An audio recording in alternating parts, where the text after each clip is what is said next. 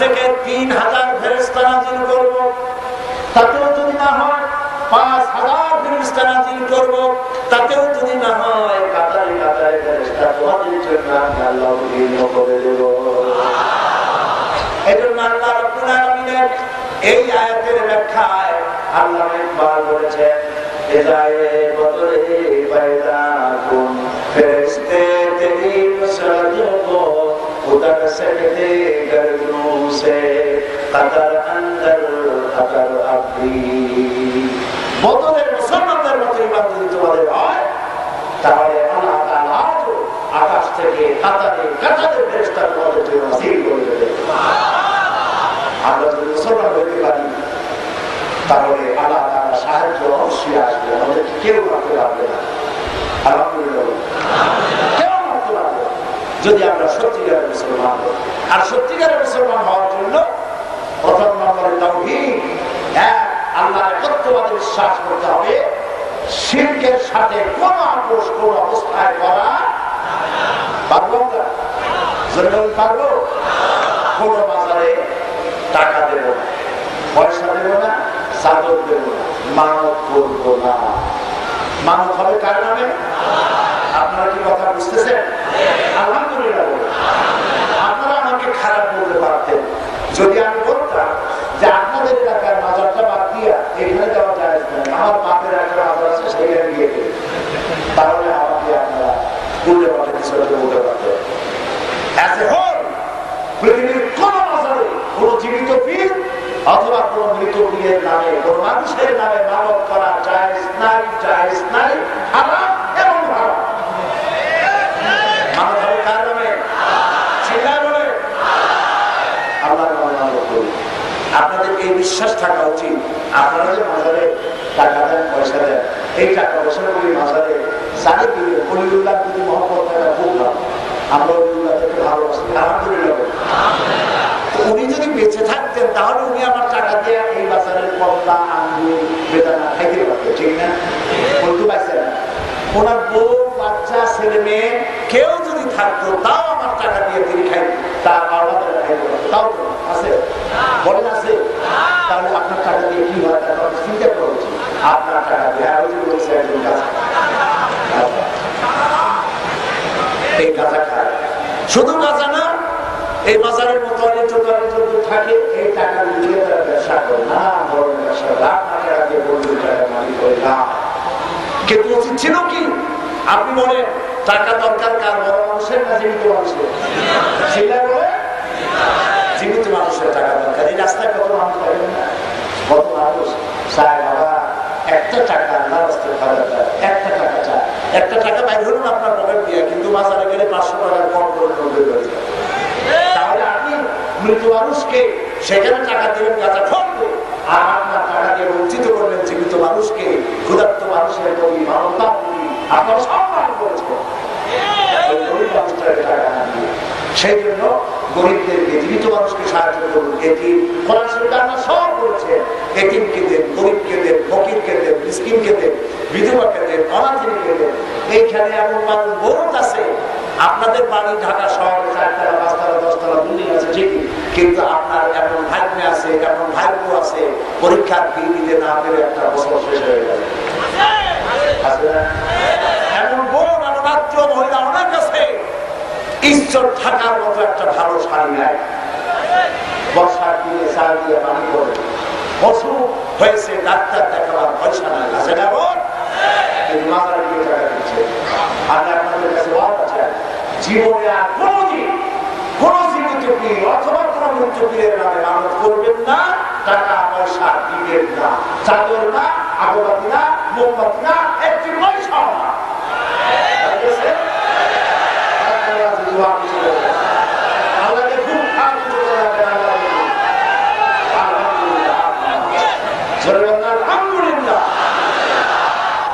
আপনি তার সৎ অবশ্যই করবেন, মানুষকে করবেন, জীবিত মানুষকে, গরিব মানুষকে। আল্লাহ তাআলা খুশি হয়ে যাবেন, সুবহানাল্লাহ। এরপরে নবী করিম সাল্লাল্লাহু আলাইহি ওয়াসাল্লাম আল্লাহর রাসূল ছিলেন এবং তিনি আমাদের পিতা, তিনি আমাদের বলেন, তিনি আমাদের আদর্শ। আল্লাহ রাব্বুল আলামিন বলেন, লাকাদ কানা লাকুম ফি রাসূলিল্লাহি উসওয়াতুন হাসানাহ, তোমাদের জন্য গ্রহণযোগ্য মহত্তম আদর্শ আমি রেখেছি তোমাদের রাসূলের মধ্যে। তোমাদের রাসূল তোমাদের আদর্শ। আমরা আল্লাহর পরে বেশি মহব্বত করব কারে? জোরে বলেন। আল্লাহ রাব্বুল আলামিন বলেন, কুল ইন কুনতুম তুহিব্বুনাল্লাহা ফাত্তাবিউনি ইউহিব্বুকুমুল্লাহ ওয়া ইয়াগফির লাকুম যুনুবাকুম ওয়াল্লাহু গফুরুর রহিম।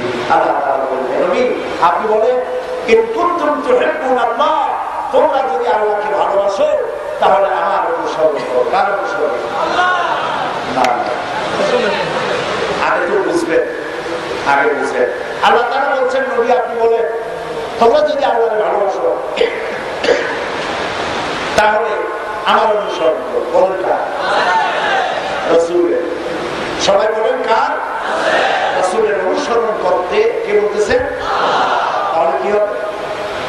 আল্লাহ রাব্বুল আলামিন বলেন, ইন কুনতুম তুহিব্বুনাল্লাহা ফাত্তাবিউনি, তোমরা যদি আল্লাহকে ভালোবাসো তাহলে আমার অনুসরণ করো। আর আমার অনুসরণ যারা করবে আল্লাহ রাব্বুল আলামিন তাদেরকে ভালোবাসবেন। শুধু ভালোবাসবেন না, তাদের জিন্দেগির সকল গুনাহ আল্লাহ মাফ করে দিবেন। জীবনের সব গুনাহ আল্লাহ মাফ করবে। সুবহানাল্লাহ বলেন। আমি যদি কারণে বাঁধি তাহলে আমার পীর সাহেব কেমনে বাঁধছে আমি তা দেখতে চাই না। আমাদের দেখতে হবে রাসূল কেমনে বাঁধছে। আমি যদি দাড়ি রাখি সেই দাড়ি রাখবো কার মতো? রাসূলের মতো। জামা পরবো কার মতো? মোজ কাটবো কার মতো? নখ কাটবো কার মতো? তিনি আমাদেরকে সব শিখিয়েছেন। হাতের নখ কাটা থেকে শুরু করে রাষ্ট্র পরিচালনা পর্যন্ত সব শিখিয়েছেন মুহাম্মাদুর রাসূলুল্লাহ সাল্লাল্লাহু আলাইহি ওয়াসাল্লাম। সব তিনি সকল বিষয়ের আদর্শ, তরুণের আদর্শ, যুবকের আদর্শ, স্বামীর আদর্শ, নানার আদর্শ, পিতার আদর্শ, শ্রমিকের আদর্শ, সৈনিকের আদর্শ, সেনাপতির আদর্শ, রাষ্ট্রপ্রধানের আদর্শ। কাজে আমার যা দরকার সব কার মধ্যে আছে? আল্লাহ রাসূলের মধ্যে আছে। বাকি একমাত্র আদর্শ হিসাবে ঘোষণা করতে হবে, অন্য কারণ নয়। তাহলে ঘুষের মার খাওয়া লাগবে। ঘুষের মার আরো খাইতে চান? আরো মার খাইতে হবে যদি এইসব কথা আল্লাহ এবং রাসূল, আল্লাহর কথা মানতে হবে, রাসূলের পথ অনুযায়ী চলতে হবে। নবী করিম সাল্লাল্লাহু আলাইহি ওয়াসাল্লাম তিনি আমাদের মক্কা থেকে শুরু করে রাষ্ট্র পরিচালনা করতে শিখিয়েছেন। মক্কায় ছিলেন 13 বছর, আসলেন মদিনায়। মদিনায় ছিলেন কয় বছর? 10 বছর বলে 10 বছর। এই 10 বছর রাসূল কি করলেন? এই 10 বছরে ওই 13 বছরের যে লোকগুলি বানাইছিলেন, কি সব লোক! আবু বকর, ওমর, ওসমান, আলী রাদিয়াল্লাহু তাআলা আলাইহিম কি সব লোক বানাইছিলেন। রাসূলুল্লাহ বলেছেন, পৃথিবীর সব মুমিনের ঈমান যদি এক পাল্লায় রাখা হয় আর একা আবু বকরের ঈমান যদি আরেক পাল্লায় রাখা হয়, হযরত আবু বকরের ঈমানের পাল্লাটা ভারী। এই সব মানুষ বানাইছিলেন। এবার মদিনায় এসে রাসূলুল্লাহ প্রেসিডেন্ট হয়ে গেলেন। সুবহানাল্লাহ। রাসূল রাষ্ট্রপ্রধান, তিনি প্রেসিডেন্ট। সংবিধান দিলেন কোরআন। সংবিধান কার? কোরআনের সংবিধান। কোরআনের আইন চালু হলো সমাজে। চুরি বন্ধ, ডাকাতি বন্ধ, জেনা বন্ধ। মানুষ চুরি করে কেন? বলুন, কিসের জায়গা? আর ইসলাম আসে কি করলো? ইসলাম আসেই প্রথমে চোর পিটানো শুরু করলো। ইসলাম প্রথমে এসে বলল, আল্লাহর নবী বললেন, এটি তিরমিজি শরীফের হাদিস, নবীজি বলছেন, প্রত্যেক আদম সন্তান মুসলমান। এখানে মুসলমানের কথা বলা হয়, বলা আছে কাজে প্রত্যেকটি আদম সন্তানের জন্য 5টি হক আছে। কয়টি হক? খাদ্য, বস্ত্র, শিক্ষা, চিকিৎসা, বাসস্থান। এই 5টি অধিকার ইসলামী সরকার সমস্ত মানুষকে সংরক্ষণ করবে। সব মানুষকে এই 5টি অধিকার, ফান্ডামেন্টাল রাইটস, এই অধিকার তাদেরকে দেবে। রাসূলুল্লাহ ক্ষমতায় কোরআনের আইন চালু হয়েছে, সর্বপ্রথম খাবারের ব্যবস্থা করা হয়েছে, খাবারের অভাব নাই, বাড়ি বাড়ি খাবার পৌঁছে গেছে। সুবহানাল্লাহ বলতে পারেন না? সবার বাড়ি খাবার আছে, রাসূলুল্লাহ ঘরে খাবার নেই। হযরত আয়েশা রাদিয়াল্লাহু তাআলা আনহা বলেন, নবীর স্ত্রীদের ঘরে মাসের পর মাস চলে গেছে, চুলায় আগুন জ্বলে না। এই কোন মানুষ না খায় না, প্রত্যেকের বাড়িতে খাবার চলে গেছে, খাবার চলে গেছে। বেকার ভাতা দেওয়া হচ্ছে, বয়স্কদের ভাতা দেওয়া হচ্ছে। আর যে ইংল্যান্ডকে বলা হয় সোশ্যাল ওয়েলফেয়ার স্টেট, এটা হলো ওয়েলফেয়ার স্টেট, কল্যাণ রাষ্ট্র। এই যে কল্যাণ রাষ্ট্রের কনসেপশন কোত্থেকে, তারা কোত্থেকে বেরোবে, এই কনসেপ্ট কোত্থেকে এসেছে? কল্যাণ রাষ্ট্রের কনসেপ্ট এসেছে হাদিস শরীফ থেকে। এই পৃথিবীতে সর্বপ্রথম ওয়েলফেয়ার স্টেট পরিচালনা করেন মুহাম্মদ রাসূলুল্লাহ সাল্লাল্লাহু আলাইহি ওয়াসাল্লাম। কোন মানুষের খাবারের আজের অভাব নাই, কাপড়ের অভাব নাই, চিকিৎসার অভাব নাই, বাসস্থানের অভাব নাই। রাসূলুল্লাহ একটি ব্যাংক উদ্বোধন করলেন। ব্যাংক উদ্বোধন করলে মসজিদে নববীর মধ্যে বসে। এখন তো দুনিয়ার ব্যাংকগুলো উদ্বোধন করা হয় কত শান, সরকার, নারী, আই, করিডোর, কত আয়টা করে। রাসূল যে ব্যাংক উদ্বোধন করলেন, সেই ব্যাংক যেখানে বসে উদ্বোধন করেছিলেন, এই ঘরের উপরে বৃষ্টি যদি হতো 1 ঘন্টা, ঘরের মধ্যে বৃষ্টি পড়তো 1.5 ঘন্টা। মানে বৃষ্টি 1 ঘন্টা হয়ে থেমে যাওয়ার পর ঘরের মধ্যে, ঘরের ছাদ হলো খেজুর পাতায়, খেজুরের পাতা আর মাটি, এই দিয়ে ছাদ বানানো। পাতার 4টা পানি ঘরের মধ্যে আরো 1/2 ঘন্টা। এরকম একটা ঘরের মধ্যে বসে বাইতুল মাল উদ্বোধন করলেন। তার ব্যাংকের নাম ছিল বাইতুল মাল। বুখারীর হাদিস, নবী করিম সাল্লাল্লাহু আলাইহি ওয়াসাল্লাম এই ব্যাংক উদ্বোধনের দিনে বলেছিলেন, মান তারাকা দায়নান আউলিয়ান ফাদালিয়া।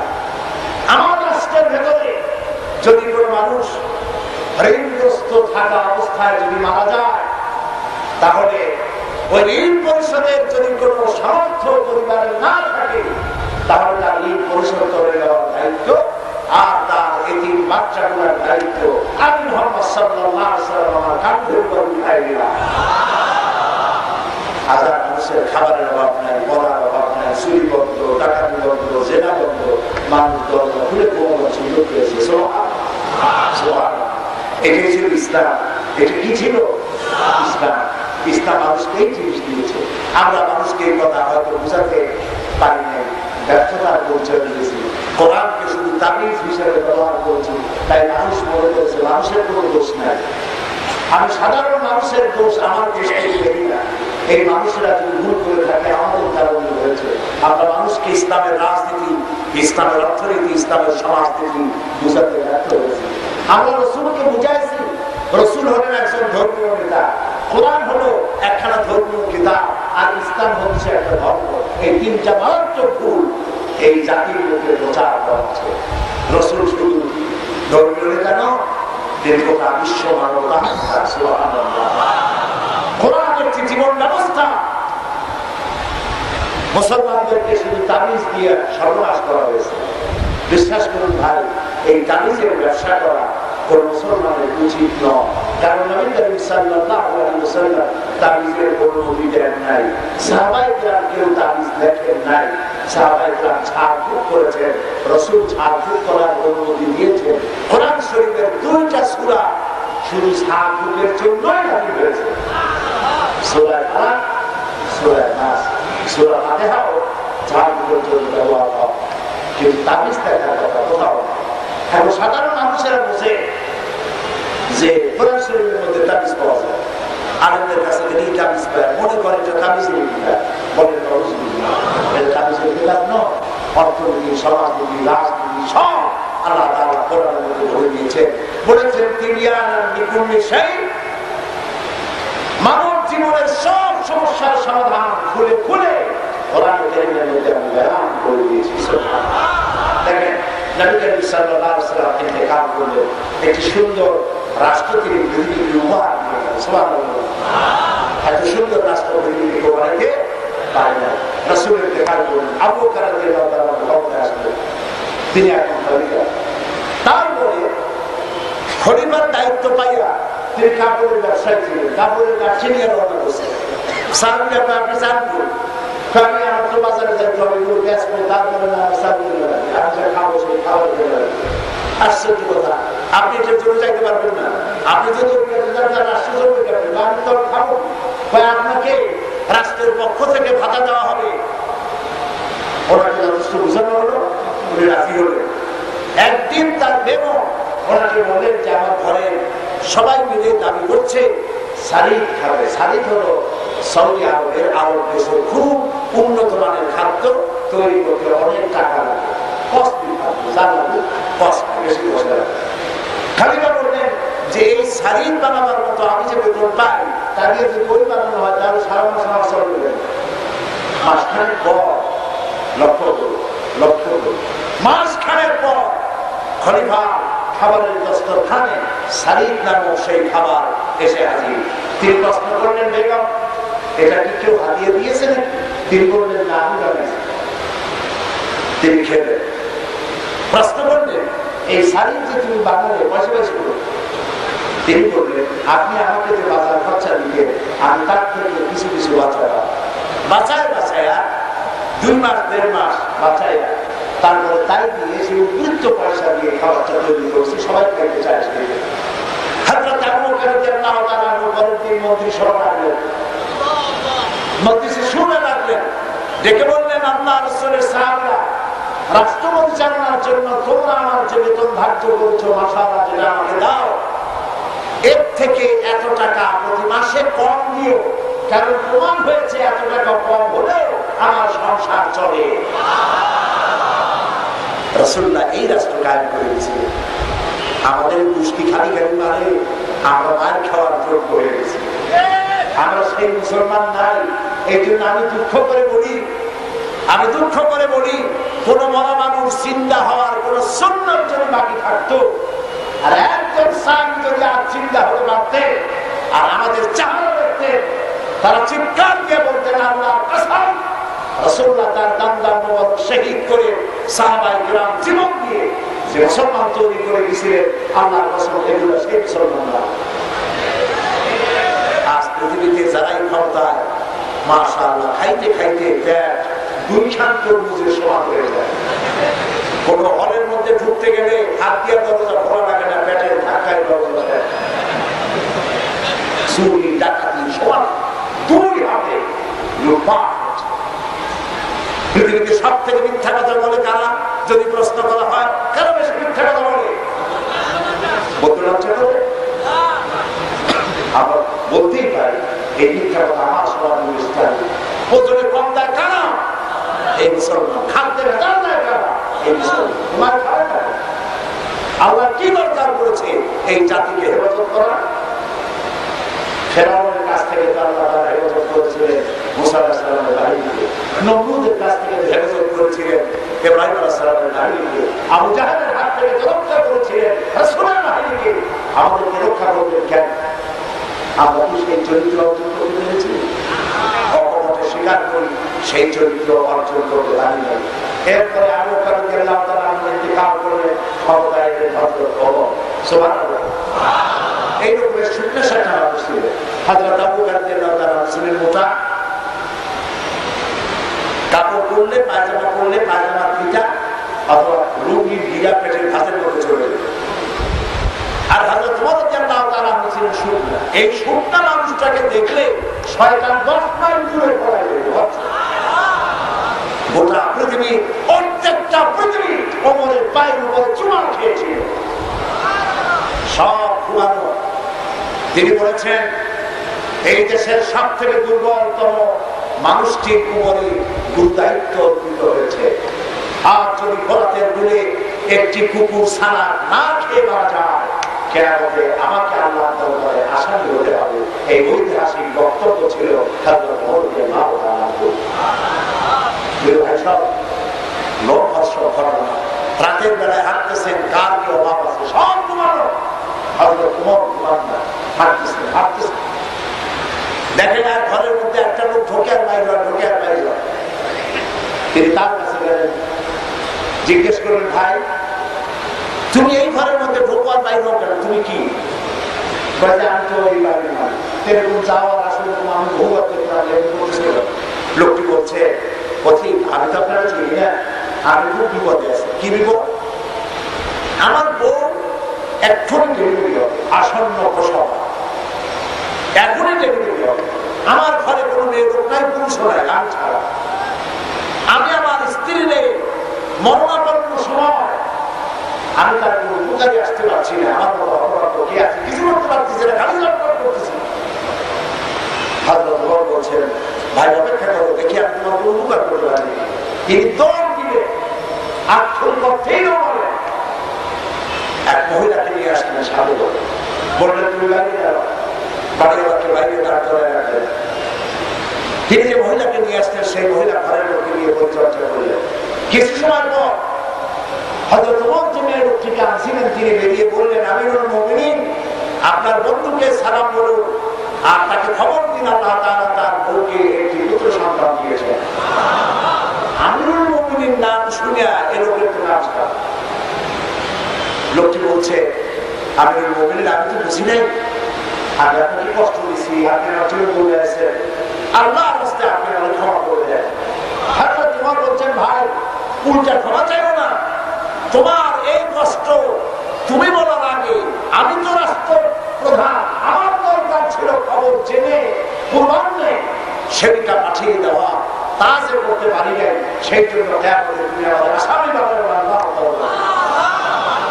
বাড়িওয়ালা ঘরে নিয়ে কিছু পয়সা বললেন, আমিরুল মুমিনিন, আপনি যদি রুটি নিয়ে আসছেন, এই কিছু পারিশ্রমিক কিছু টাকা তাকে আপনি দিয়ে দিন। হযরত ওমর বললেন, এই টাকা সে নেবে না, আমি এত রাত্রে কোথায় পাবো সেবিকা, কোথায় পাবো না? যে ব্যক্তি তোমার বউ খেদমত করেছে সে কোনো সেবিকা নার্স নয়, সে আমার বউ, আমার স্ত্রী। সুবহানাল্লাহ, সুবহানাল্লাহ। পৃথিবীতে ইসলাম তরবারি দিয়ে আসে নাই। যারা বোমা ফুটাইয়া তরবারি দিয়ে মারামারি করে তার ইসলাম প্রতিষ্ঠা করতে চায়, তাদের সাথে মৌলিক ভাবে আমাদের পার্থক্য রয়েছে। মারামারি করে যুদ্ধ করে ইসলাম প্রতিষ্ঠিত হয় নাই। তবে হ্যাঁ, রাসূলুল্লাহ যুদ্ধ করেছিলেন কেন? এসবগুলো যুদ্ধ ছিল ডিফেন্সিভ। আক্রান্ত হয়েছে, আক্রমণের জবাব দিয়েছেন, ইসলাম প্রচার হয়েছে, ভালোবাসা, উদারতা, মুহাব্বত দিয়ে প্রতিষ্ঠিত হয়েছে। রাসূলুল্লাহ বলেছেন, দ্বীন হলো নসিহা, দ্বীন হলো ভালোবাসা, ইসলাম হলো কল্যাণ কামনা করা। এইটা আমাদের দেশে মাঝে মধ্যে প্রত্যেক বছর কি একটা ভ্যালেন্টাইন কি একটা হয়, ভ্যালেন্টাইন বিশ্ব ভালোবাসা দিবস। আর এখন আর দিবসের কোনো অভাব নাই। বিশ্ব ভালোবাসা দিবস, বিশ্ব ভাতৃ দিবস, বিশ্ব পিতৃ দিবস, বিশ্ব নারী দিবস, বিশ্ব শিশু দিবস। এখন আমরা শুনতেছি কোন দেওয়ালে লেখা দেখলাম বিশ্ব চিন্তা দিবস। আমি জিজ্ঞেস করলাম, ভাই এই কেন বিশ্ব চিন্তা দিবস? এটা হবে এরকম যে রাস্তার মোড়ে মোড়ে এই আয়োজন যারা করবে তারা রাস্তার মোড়ে মোড়ে বসবে, বিশ্ব চিন্তা দিবসে বসে বসে চিন্তা করবে যে আদৌ কোনো ব্যাপারে তারা চিন্তা করতেছি কিনা। বিশ্ব ভালোবাসা দিবস মুসলমানদের জন্য দরকার নাই। যাদের জীবনে কোনো ভালোবাসা নাই তাদের বছরে একবার ভালোবাসার নামে ভূমিকা করা লাগে, কিন্তু আমার লাগে না, কারণ আমার জন্মই হয়েছে ভালোবাসার মধ্যে দিয়েছে। কারো কতটুকু ভালোবাসা রাখবে তার শিখাই দিয়েছে, আল্লাহ রাসূল শিখিয়েছে।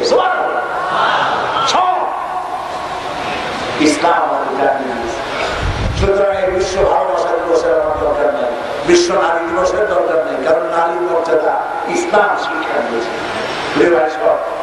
এই জন্য নবী করিম সাল্লাল্লাহু আলাইহি ওয়াসাল্লাম তিনি যে প্রচার করেছিলেন দ্বীনকে, সেটি ছিল ভালোবাসার মধ্য দিয়ে, উদারতার মধ্য দিয়ে, মহব্বতের মধ্য দিয়ে এগুলি প্রচারিত হয়েছে। আল্লাহ তাআলা বলেছেন, ইন্নামা আনতা মুযাক্কিরুন লাস্তা আলাইহিম বিমুসাইতির। হে রাসূল, আপনাকে আমি দারোগা বলবো না, আপনাকে বানানো হয়েছে উপদেশক, উপদেশ দিয়ে যান, উপদেশের মধ্য দিয়ে যাদের কিসমতে আছে হেদায়েত হয়ে যাবে। সুবহানাল্লাহ। প্রিয় ভাইরা, আমাদের দেশটি পৃথিবীর মধ্যে একটি সর্বোৎকৃষ্ট দেশ, আলহামদুলিল্লাহ। আমাদের দেশে ইসলাম প্রতিষ্ঠিত হবে ইনশাআল্লাহ। বলেন ইনশাআল্লাহ। একবার আমাকে প্রশ্ন করা হয়েছিল কুয়েত চেম্বার অফ কমার্স, তারা আমাকে দিয়ে একটা প্রোগ্রাম করেছিল, সেখানে মাল্টিন্যাশনাল পিপল এরা উপস্থিত ছিল, বিভিন্ন দেশের বিভিন্ন কমিউনিটি। তো প্রথমে ছিল প্রশ্নোত্তর, তারপরে বক্তব্য। আমাকে প্রশ্ন করেছে যে পৃথিবীর বহু দেশ দেখার পরে আপনার ধারণা কি? এখন তো পৃথিবীতে কোথাও ইসলাম পূর্ণাঙ্গ নাই, কোরআনের আইন যদি পৃথিবীতে কোথাও প্রতিষ্ঠিত হয় শোনো, তাহলে সেটা কোথায় হবে?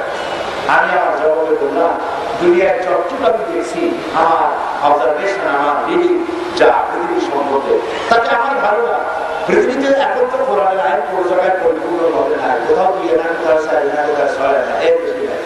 শোনো ইসলাম, কোরআন এবং হাদিসের পূর্ণাঙ্গ ইসলাম পৃথিবীতে কোথাও যদি কায়েম হয়, তার সর্বপ্রথম আমার জন্মভূমি ৫৬,০০০ বর্গ মাইলের দেশ বাংলাদেশে সকলের আগে হবে।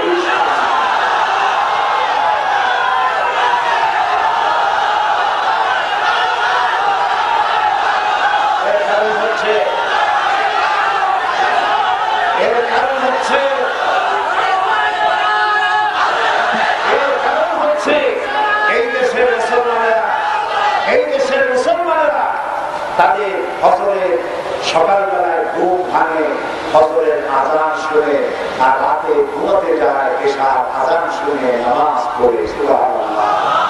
অন্তত ৩ লক্ষ মসজিদ ধারণ করে এই বাংলা জমিন ধন্য হয়ে গেছে।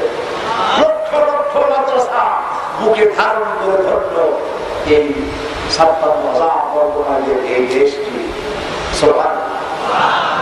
আমার দেশে, এটা আমার চোখে দেখা, গরিব চাষি সকালবেলা পরোটা পরিচি দিয়ে নাস্তা করতে পারে না, সকালবেলায় নাস্তা করেছে ভাতটা ভাত আর কি না কাঁচা মরিচ বা পিসি কল, তার পেট বেলা হয় না, হাত পেটা গেছে খেয়ে মাথায় গামছা বেঁধে হালের বলদ নিয়ে চলে গিয়েছে জমি চাষ করতে। আমার জন্য চাষ করতে করতে যখন দেখেছে ওর হাতে ধরে যায় মানুষ, আকাশের দিকে তাকায় দেখে সূর্য ধরে গেছে, জহরের রক্ত হয়েই গেছে। সাথে সাথে গরু দুইটাকে হালটাকে খাড়া করে কাদা পানি, ভালো পানি পায় নাই, ওই পানি দিয়ে উঁচু করছে, মাথার গামছা খুলিয়া মাথায় লাগাইয়া জমিনের চিকুন আইনের উপরে দাঁড়াইয়া আমার ক্ষুধার্ত চাষি আল্লাহর চেষ্টা করেছে। যে দেশের চাষি, কৃষক, শ্রমিক, রিকশা, মজুর, কুলি আল্লাহর চেষ্টা দেয়, নামাজ পড়ে, সেই দেশে কোন আন্দোলন করে ইসলামী আন্দোলন বন্ধ করা যাবে না।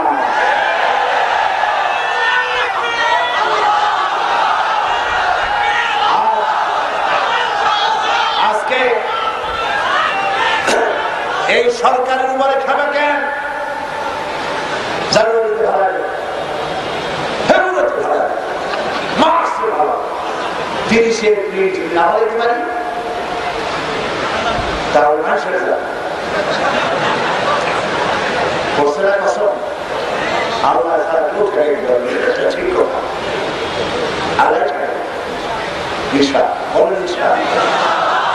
এদের কথা শুনে মনে হয় সরকার যেন একটা কলেজ নদীর পারে দাঁড়ানো, অর্ধেকটা মাটি আছে, অর্ধেকের তলে মাটি নেই, উনি একটা ঠেলা দেবে, তারা একটা সিকিউরিটি দেবে। আপনারা বলতেছিলেন কত বছরের জন্য? 5 বছর, 5 বছর হয়েছে, 5 বছর। ওনাদেরকে বলে ঠান্ডা মাথায় ধৈর্য ধরে, এত তাড়াতাড়ি সম্ভব। ওরা যদি পাকে তাহলে না আপনি চাপ দিলে পুষ বেরিয়ে যাবে, রোগী যন্ত্রণা মুক্ত হবে। কাঁচা খোলা যত চাপবে তত রক্ত বেরোবে আর যন্ত্রণা বাড়বে। ওরা এখনো বাঁকে নাই, আরো 2 বছর লাগবে। এত খেপছে কেন? গায়ে চলা, এই যে মাহফিল হয়, আগে মাহফিল গুলিতে বাধা দিত মন্ত্রী আর এমপিরা, আর এখন মাহফিল করেই মন্ত্রীরা। জোর সরকারের উপরে খেলা খেন, এই জন্য যে টুপিয়ার দাঁড়িয়ে দেখে গাড়ি আর করা যায় না। আগে এই টুপিওয়ালা রাস্তায় দেখলে দাঁড়িয়ে হাতে রাখতো না। লোক একটা ধরছে, মাদ্রাসা থেকে ধরে নিয়ে গেছে পুলিশে। হ্যাঁ, সর্বনাশ, লাদেন পায়ে গেছি, অস্ত্র আছে কোথায়? পকেটে। কি অস্ত্র?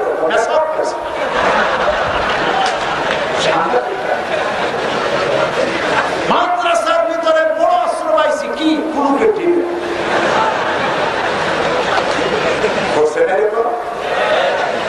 তোমাদের ভুলি নাই, তোমরা ভুলেছ? এই মুসলমানদের মাথার টুপি কুত্তার মাথায় পড়িয়েছিল ওরা। 252টি মাদ্রাসা বন্ধ করে দিয়েছিলে তোমরা। সাইকুল হাদিস বুড়া মানুষ, লাঠি ধরে হাঁটতে গেলে লাঠি কাঁপে, মুরগি সবাই দিতে পারে না, তারা বলছে পুলিশ অবস্থা। আমি পার্লামেন্টে বলেছি, সরকারও বিশ্বাস করবে। বাইতুল মুকাররমের চতুর্দিকে বছরের পর বছর 144 দিয়ে রাখছে। মুসলমানদের রক্ত দিয়ে বাইতুল মুকাররমকে লাল করে দিয়েছিল। এত তাড়াতাড়ি ভুলবে মানুষ? গাড়ি আমি যদি বলিয়া লাভ নাই। আপনার সাথে কারা? আমরা চিনি সব রামপন্থী আর বামপন্থী। আপনারা নির্বাচনে দাঁড় করায় দেন, চ্যালেঞ্জ করলাম। আপনার সাথে যারা ঘোরে রাজনৈতিক দিনগুলি নিজের জন্মস্থানে যারা জামানত বাজেয়াপ্ত হয়ে যাবে,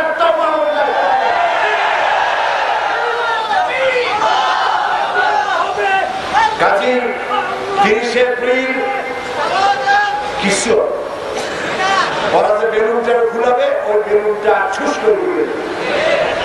কিছু ওদের জানা ধরেছে ইসলাম সহ্য করতে পারে না, আলেম সহ্য করতে পারে না। আলেমের নাম শুনলে পায়ে বর্তমান আসবে না। এই মাহফিলগুলি দেখলে পুলিশ আর চলতে থাকে, তাও ভাব করে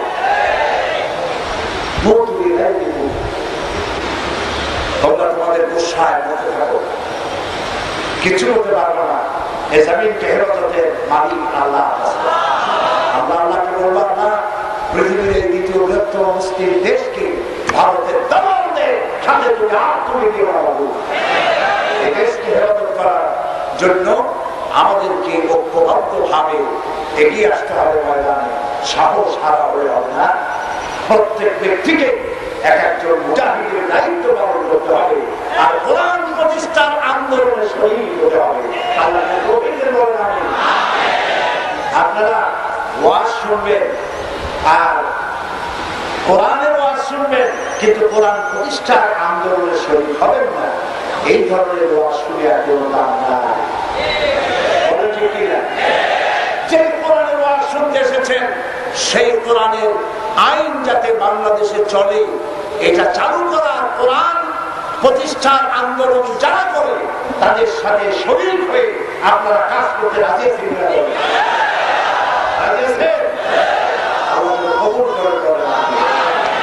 সবাই বলেন আমিন।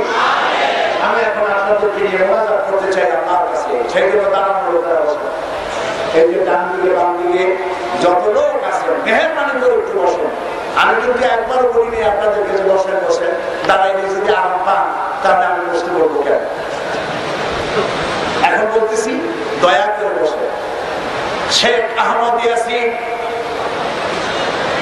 ইসরায়েলিরা তাকে হত্যা করেছে, তার জন্য দোয়া করবেন না? দোয়া করবেন না? ওরা ভুল করেছে, মনে করেছে একজন মারিয়া শেষ করে দিছি। এটা শেষ হওয়ার জিনিস না। একজন মরলে 1 লাখ হবে, 1 লাখ মরলে 10 লাখ হবে। আল্লাহ তাআলা মুনাজাতের কথা শুনে কোন লোক যদি হাঁটে বাড়ি যাওয়ার জন্য,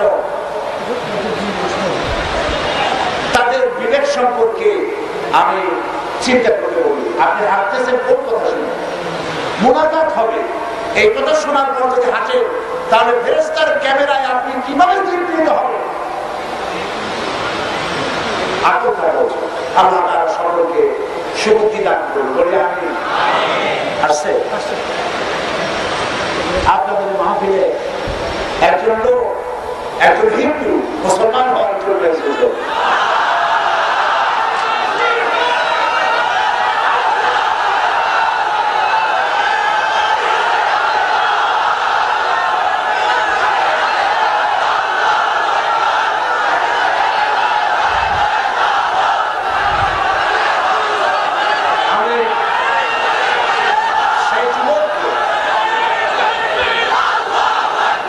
এই যুবককে আমি আপনাদেরকে দেখাবো, ইসলাম কবুল করতে এসেছে, আমি দেখাবো।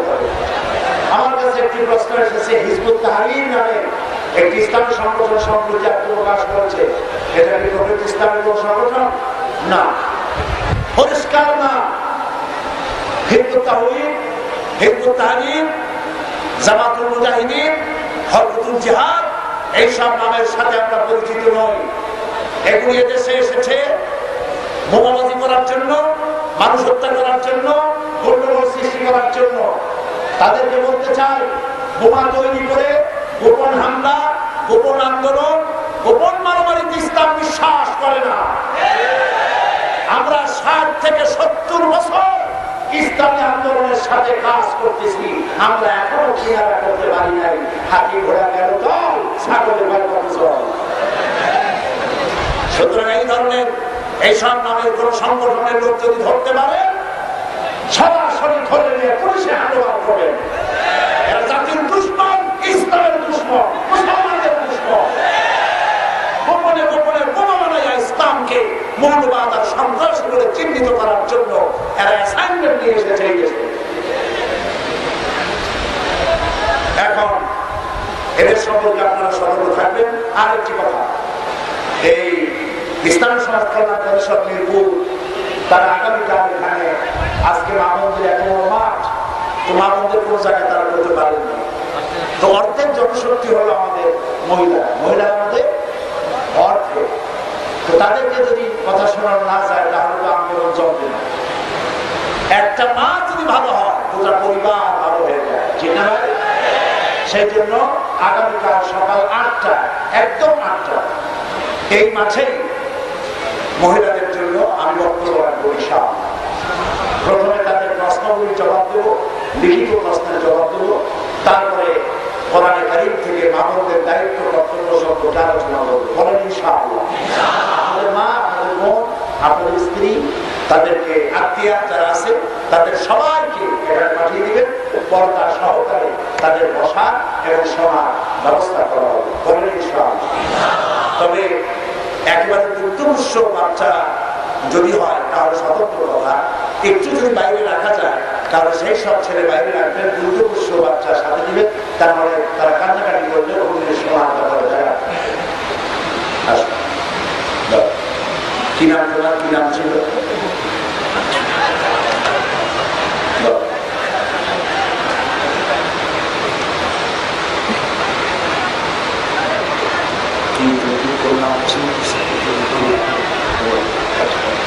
এই ছেলেটি এফিডেভিট করে এসেছে, আলহামদুলিল্লাহ। তার নাম হলো রতন কর্মকার, পিতা হলো বিকাশ কর্মকার, দাসপাড়া, সাতিয়া, পাবনা। এখন এখানেই থাকে, 210 বাগবাড়ি, উত্তরপাড়া, থানা মিরপুর, জেলা ঢাকা, এখানে বাসিন্দা। হিন্দু, জেনে বুঝে সজ্ঞানে অন্য কর্তৃক প্ররোচিত না হয়ে ইসলামী আদর্শে বিশ্বাসী হয়ে ইসলাম কবুল করতে এসেছে।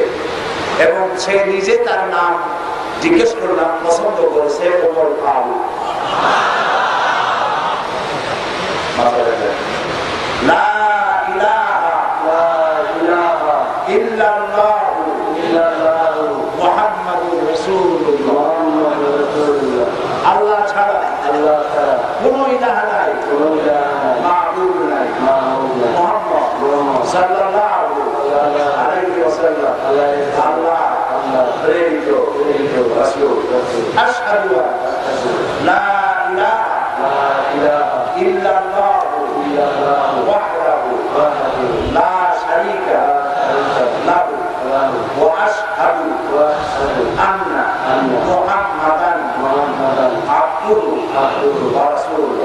আমি সাক্ষ্য দিচ্ছি আল্লাহ ছাড়া কোনো ইলাহ নাই, মাবুদ নাই, উপাস্য নাই, তিনি এক, তিনি একক, তার কোনো অংশীদার নাই। আমি আরো সাক্ষ্য দিচ্ছি মুহাম্মদ সাল্লাল্লাহু আলাইহি ওয়াসাল্লাম আল্লাহর বান্দা এবং তার প্রেরিত রাসূল।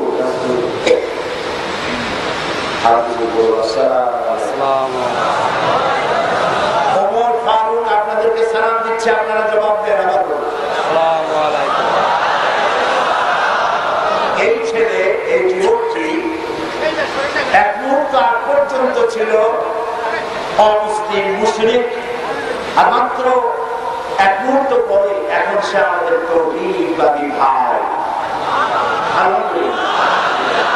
হাদিস অনুযায়ী এই মাহফিলে যত ছোট্ট ছোট্ট বাচ্চা আছে তারা মাসুম বেগুনা, আর আমি শুদ্ধ যত লোক এখানে বসে আছে আমরা সব গুনাহগার। আমরা সবাই কি রাসূলের হাদিস অনুযায়ী কালেমা অর্থ এবং ব্যাখ্যা সহকারে উচ্চারণ করে বিশ্বাস করার সাথে সাথে এই যুবকের পেছনে সব গুনাহ আল্লাহ তাআলা মাফ করে দিয়েছে। আমাদের মধ্যে এই যুবক এখন সব থেকে বেগুনা, মাসুম, কোনো গুনাহ তারা আমল করে নাই। আমি আল্লাহর এই বেগুনা বান্দার সাথে সকলের পক্ষ থেকে তাকে আলিঙ্গন করছি।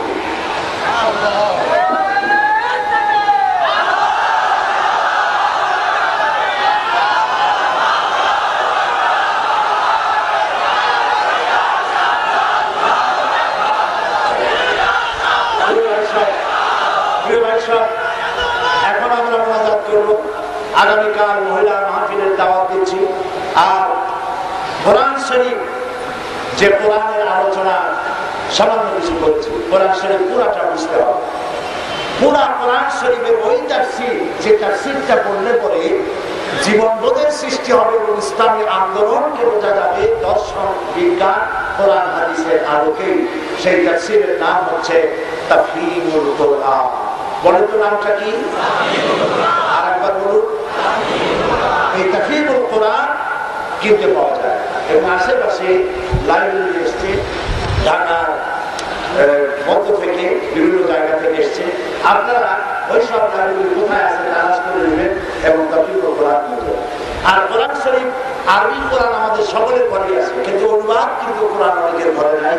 আর কোরআন একাডেমি আমরা কোরআন শরীফ ছেড়েছে সহজ সরল বাংলা অনুবাদ, একদিকে আরবি আর একদিকে বাংলা।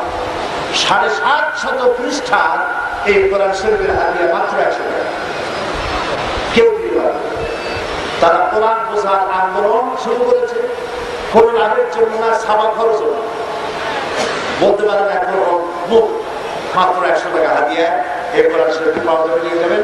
আর বাকি 40 বছর কোরআনে কারিমের তাফসীর করার তৌফিক আল্লাহ তাআলা তার গোলামকে দিয়েছে।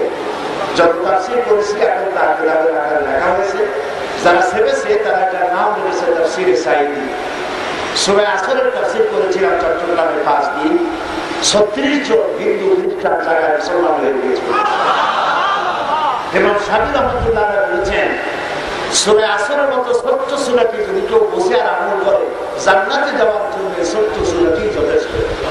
780 পৃষ্ঠা সূরা আসরের তাফসীর, তাফসীরে সাঈদী, তাফসীরে সূরা ফাতিহা, আমপারা, 3টা তাফসীর আমরা বলে দিয়েছি। আর কাদিয়ানীদের ফিতনা সম্পর্কে আমাদেরকে সজাগ হতে হবে। কাদিয়ানীরা বিরাট, ঠিক কিনা বলবেন? কাদিয়ানীরা বড় কোনো ফিতনা। কাদিয়ানীরা কেন মুসলমান নয় সেই কথাগুলি এই বইতে লেখা আছে। কাদিয়ানীরা কেন মুসলমান নয়? বর্তমান জোট সরকার কাদিয়ানীদের বইপত্র ছাপানো, বিক্রি করা, সংরক্ষণ করা রাষ্ট্রীয়ভাবে নিষিদ্ধ ঘোষণা করে বাংলাদেশের জনগণের কাছে ধন্যবাদের পাত্র হয়েছে। আলহামদুলিল্লাহ। তো কাদিয়ানীরা মুসলমান নয় কেন এটা অনেকের জানা নাই। এই বইটা হলো আমার একটি বক্তৃতা, যা আমি পল্টন ময়দানে 22শে জানুয়ারি করেছিলাম। আমার 2.5 ঘন্টার বক্তৃতা কোরআন হাদিসের দলিল দিয়ে ভরা, খতমে নবুয়তের আকীদার উপরে লেখা। কাদিয়ানীরা কেন মুসলমান নয় এই বই পাওয়া। সর্বশেষ আরেকটি বই এই মাহফিলের উত্তর পশ্চিম কর্নারে তাকওয়া পাবলিকেশনসে পাওয়া যাবে। বইটির নাম আমি কেন জামাত ইসলামী করি। প্রিয় ভাই সব, অনেকে আমাকে বলেন আপনি কি মুরিদি করলেন না কেন, তাহলে আমরা আপনার কাছে মুরিদ হয়ে যায়। আর মুরিদ আমি করতেই পারি, কারণ আমার আব্বা আমার চাচা দুজনই ফরফুরা হযরত মাওলানা আবু বকর সিদ্দিক রাহমাতুল্লাহ আলাইহি, তাদের অনেক মুরিদ আছে। তা আমি পীর মুরিদি করলাম না কেন, আর ইসলামের এতগুলি দল থাকতে জামাত ইসলামী করলাম কেন, এই নিয়ে বহুত প্রশ্ন। সেই প্রশ্নের জবাব লিপিবদ্ধ আকারে বইয়ের আকারে এনেছে। এটি এর মধ্যে আমাদের সম্পর্কে বলা হয় জামাত ইসলামী কোন ইসলামী দল না, বলেন নাউজুবিল্লাহ। এটা কেউ কেউ না, মাত্র একটি লোক বলে। আল্লাহ তাআলা তার জবানকে সামলায় দিন, সবাই বলেন আপনার কি বলে সুন্নতের উপরে, খেলাফত ও মুলুকিয়াতের বইয়ের উপরে এবং আদালতে সাহাবার উপরে, কিসমতে আম্বিয়ার উপরে অনেক কথা বলা হয়।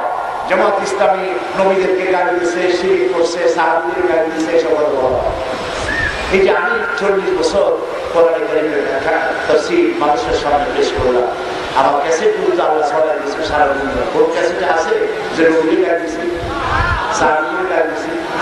সুন্নতের খেলাফ আমার পা থেকে মাথা পর্যন্ত দেখেন, সুন্নতের কোন খেলাফ আছে? আমাকে এইসব কথা বলে লাভ কি? ওইসব প্রশ্ন যারা, এইসব প্রশ্ন যারা তোলে, সেই প্রশ্নের জবাবগুলো এখানে লেখা আছে। যারা জামাত ইসলামী করেন তারাও নিবেন এই বইটি, যারা করেন না তারাও নিবেন জানার জন্য। কারণ রাসূলুল্লাহ বলেছেন মুমিন হচ্ছে সেই ব্যক্তি যে ব্যক্তি নিজের জন্য যা পছন্দ করে অন্য মুমিন বান্দার জন্য তা পছন্দ করে। আমি কেন পছন্দ করি? 250 পৃষ্ঠার অফসেটে সাবাই বইটি তারা হারিয়ে রেখেছে 100 টাকা। আপনারা তাকওয়া পাবলিকেশন উত্তর কর্নারের কোথায় আছে বুঝে আপনারা নিয়ে যাবেন। আল্লাহ তাআলা আপনাদের নেওয়ার বোঝার তৌফিক দিন। আর ইসলামী আন্দোলনে, কোরআন প্রতিষ্ঠার আন্দোলনে সকলকে বুঝে এই আন্দোলনের শরীক হওয়ার তৌফিক দান করুন।